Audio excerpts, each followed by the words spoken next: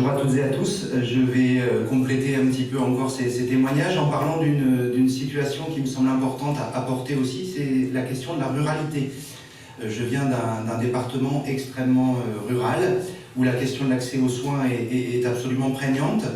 Et il se trouve que c'est un département qui a été un département pilote, dans le mauvais sens du terme, puisque nous avons vécu dans les Alpes de Haute-Provence la fermeture des urgences de Sisteron la nuit, l'hôpital de Sisteron, qui est dans ma circonscription, dès le mois de juillet 2019. Donc ces urgences ont été fermées toutes les nuits à partir de la mi-juillet 2019 et ce jusqu'à la fin août 2020. Donc 13 mois de fermeture, 52 semaines de mobilisation par les syndicats, les collectifs, la France Insoumise également, qui était présente tous les lundis soirs devant l'hôpital pour exiger la réouverture de ces urgences.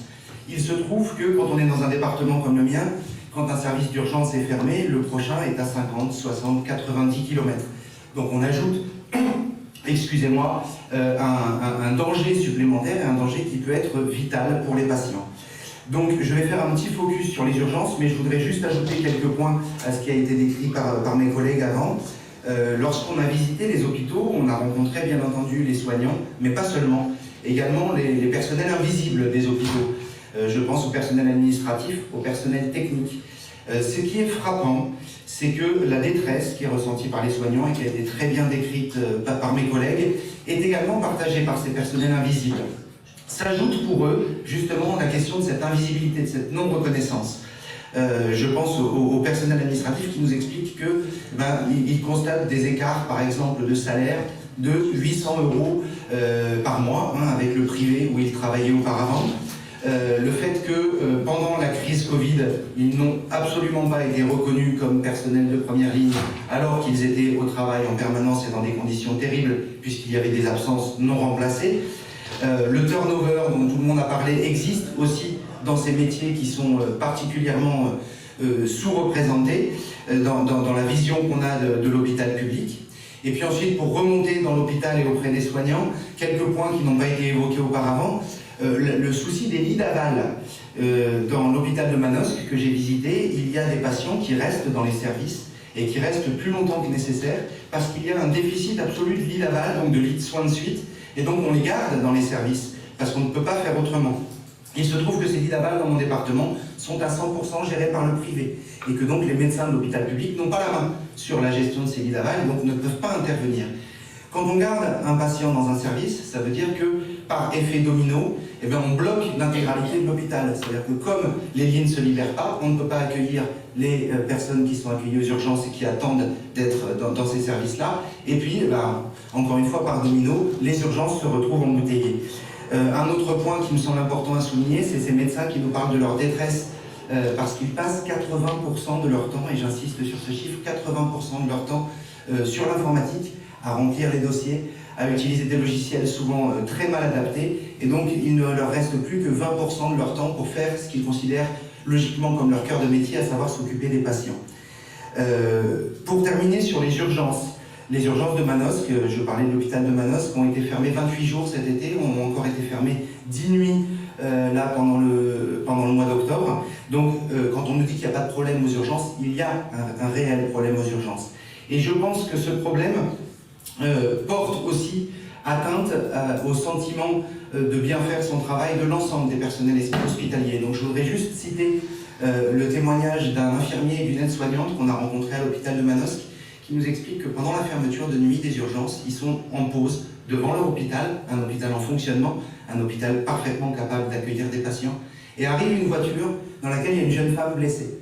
Et la seule chose que ces deux personnels soignants ont pu faire, devant leur hôpital, ouvert, mais où les urgences étaient fermées, c'est prendre leur téléphone pour appeler les pompiers, afin qu'ils viennent prendre en charge cette jeune femme et l'emmener à 50 km de là, à l'hôpital de Pertuis, où les urgences étaient ouvertes.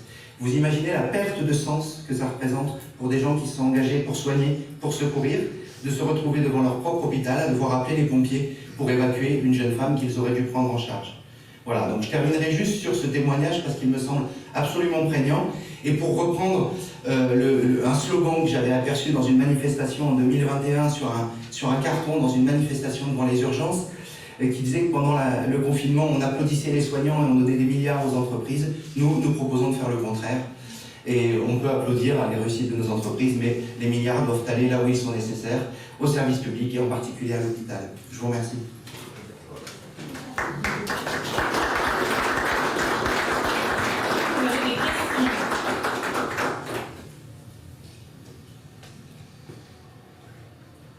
Vous distribuez le document aussi. J'entends tribune, j'ai pas vu votre document effectivement, mais est-ce que on dit beaucoup que l'hôpital, le système de soins et l'hôpital allemand par exemple, pas toujours des exemples que vous aimez, mais enfin fonctionne mieux que celui de la France parce qu'il y a beaucoup moins de personnel que vous appelez invisible et dit administratif.